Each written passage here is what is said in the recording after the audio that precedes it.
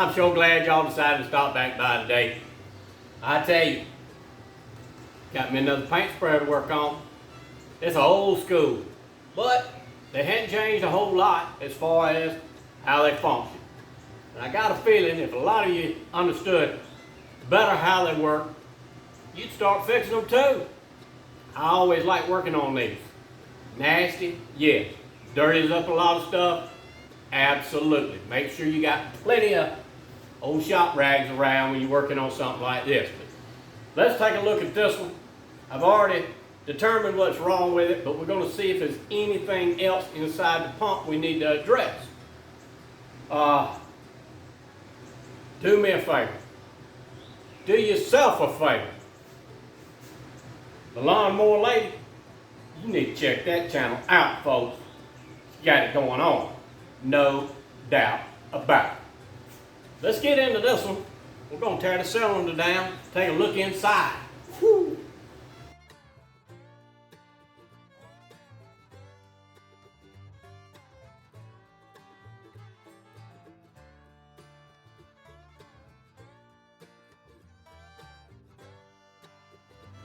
Let's just go and get into it. I'm just going to take a minute trying to explain how an airless paint sprayer works. Now this is a piston driven paint sprayer. You got your electric motor turning, raising this rod up and down. On this rod, on the end of it is a plunger, a series of packings or seals, some people call it. I call it packings. Inside that cylinder, you've got an inlet valve. It's a basic pump design. As the piston draws up, it draws fluid up, trapping it between this valve and the valve on the end of the piston. I call it a piston body valve. Some people call it an outlet valve. It's all about terminology. Once that fluid is entered and that piston begins a downstroke, that outlet valve allows that fluid to pass through this hose. This hose enters this box. Ain't nothing in that box other than a pressure control system. It determines when to shut the machine on and off. It's that simple. Outlet. This is where our fluid, paint, whatever material you're trying to transfer comes out of. This is nothing more than a ball valve. Some way to shut the fluid off, give it away to prime, purge the system, get the air or water or whatever fluid you don't want to apply out of the system. And then when you shut that off, the unit builds pressure until it stops. Pretty simple, right? Now, here's the issue. This machine runs on and on and on. It doesn't stop. It's not continuing to build pressure though. What I found is this ball valve is bad. It's continuing to return back to our supply the entire time. The other thing I found, under low pressure, because I hadn't gotten it pressurized up yet, it is leaking from the top side of the cylinder at what I call a packing nut. This is adjustable to tighten the packings up over time, but even though I've tried to tighten it, it's still leaking from the cylinder. So that gets us started. We need to address the seals inside this, take a look at both valves, and we gotta get the man a new ball valve, shut-off valve, some way to stop and trap that pressure back into the system. This particular unit is private branded for Sherwin-Williams. It's called their Supernova, but it's actually made by GRACO, very good company. I like their products. Now this is old. I think this is also called a 390. EM 390. I'll verify that here in a minute. The first thing I'm going to do to get this thing apart, let's go ahead and take our hose loose from the cylinder. I've got a pin here going through with a ring that captures it. I'm going to pull that ring back and tap that pin out, bust this jam nut loose, and then I should be able to just unscrew the cylinder off of here. And I don't know if I'm going to be able to show it, but I wanted to tell you about it. And we'll see where we get. See if we can get that hose off. I might have to move y'all out of my way. If you don't mind, I'm just gonna stick my elbow right in your face. Bet this thing ain't gonna break loose for me. Good Lord. I know I ain't under no pressure. That's something I'm gonna send home.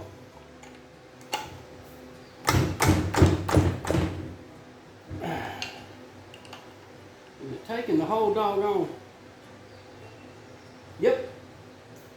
I see how they done it. They ain't got a swivel on that end. I'll break it loose over here.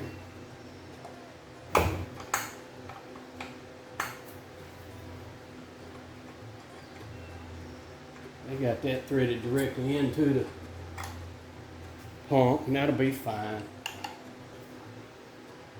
I don't like it that way. I like for it to have a swivel. So we'll get that out of our way. Like a monkey with a football, ain't it? Yeah, let's go and get that out.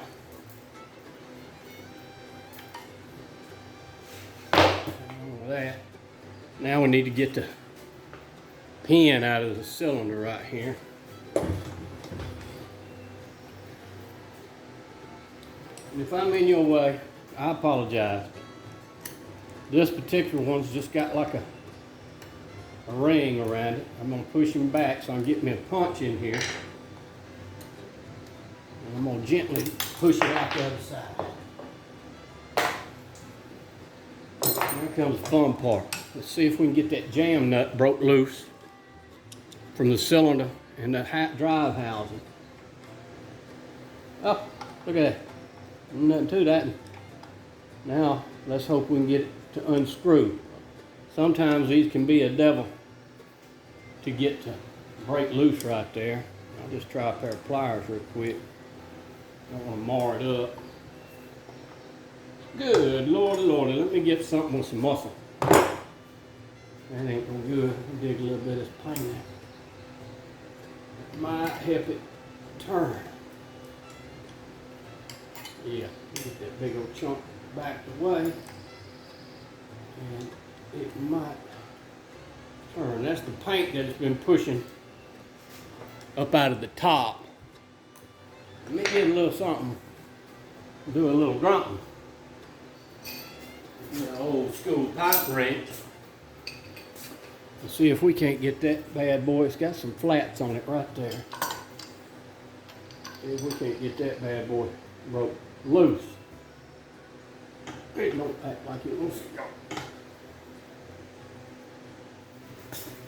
I'm gonna put me a little bit of carburetor cleaner on this thread. I got a feeling I got paint done settled down through there.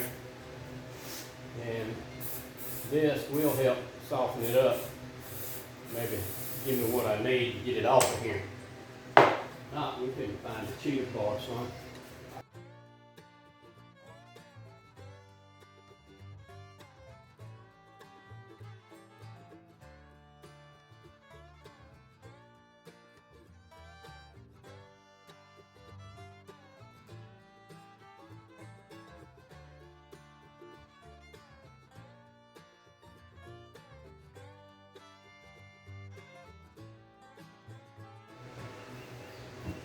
There we go. He's cooking now.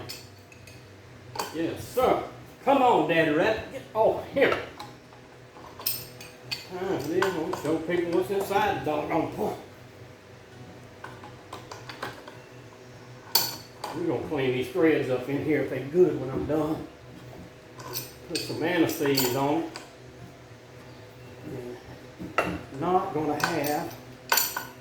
Of course, the doggone thing may not have been taken apart for a long, long time. We're going to find out.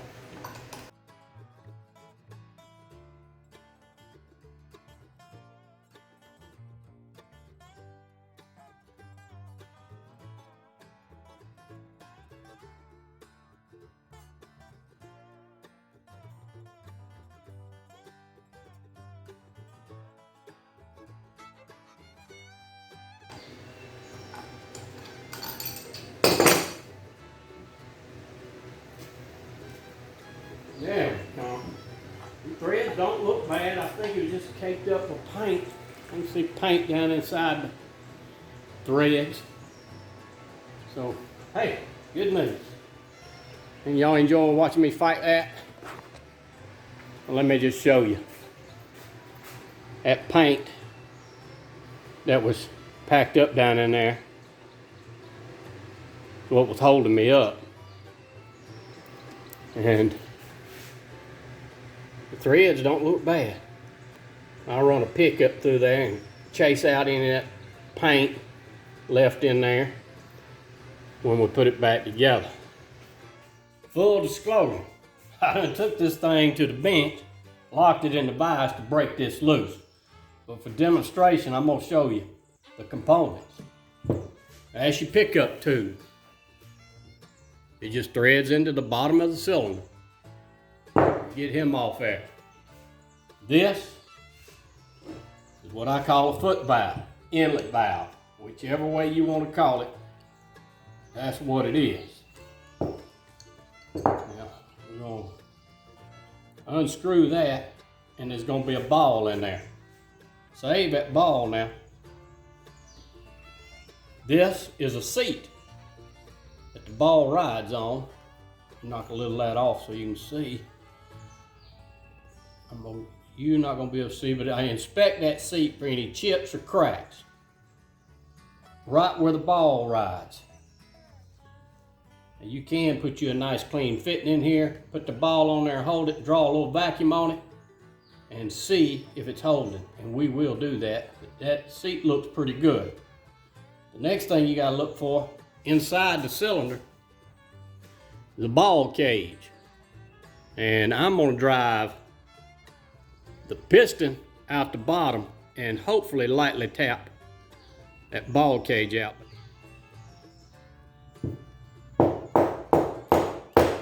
Yeah, that's what I want. Save that ball cage. Now let's get that rod the rest of the way out. I'm just gonna take my small end ball peen hammer, and I ain't beating the doggone devil out of it now. We're just giving it a little love tap. Pull him out. That rod is bad. That rod has seen better days. That's why our leaking issue, and I'll clean it up so you can better see. Anytime you pull one of these down, what I want you to check, and you can usually check it by just rubbing your fingers up it, is where you can probably see the discoloration. I can feel those scars in it, the wear marks, each one of these little grooves. That rod, I'm afraid, is bad. So let's look at the rest of it, see if we see. This is our reason we're having our leak at the top. It was moving fluid. We'll go ahead and get this valve out. There's a jam nut on here. Break that jam nut loose and then unscrew this from the rod.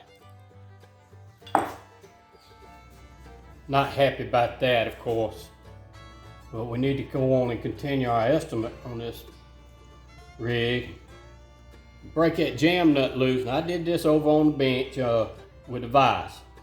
Don't ever lock the rod, good or bad, just get into practice. Don't lock this. It's got a flat right here if you need to lock it in. You can put that in the jaws of your vise. Don't ever put a wrench or anything on this surface. But this is what I call the piston body valve. There's a series of glands and packings on here. And they've seen better days. Be a nylon and then a leather. Keep that jam nut. And work this series of seals off of here, if I can get it off. I want to inspect the condition of the valve itself. It's important that this surface is in good condition. I believe I'm gonna have to step over to the vise and punch that off of there. Give it a little, just a little something to soak it and soften it up. Give me a second. Let me get this gland and this backup ring off of here. I'll be right back. Hey, just a heads up, I know it's tempting when you're trying to get a ring off.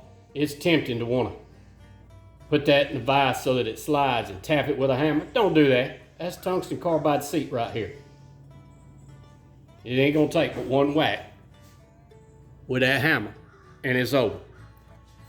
I'll clean this up and give it a little better look. It might be okay, but it's kind of borderline. We'll clean it up and see what we got. The other thing you got to inspect on these is the cylinder.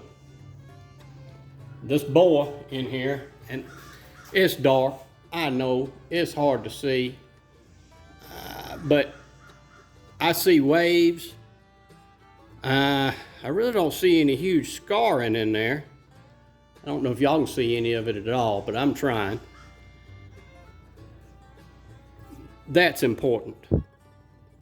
I'm not real happy with the inside of this. It does have some inconsistencies, and I want that smooth. I want the bore that smooth. Let me put a flashlight on it, see if it helps you at all. See the inconsistencies inside that cylinder? I ain't liking it.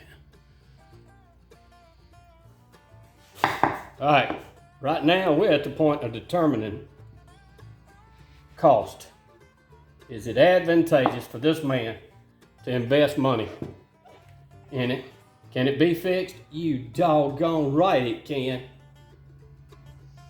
And I don't like it. Reach down in there and feel of it. I feel a ridge at the top of the stroke and one at the bottom of the stroke.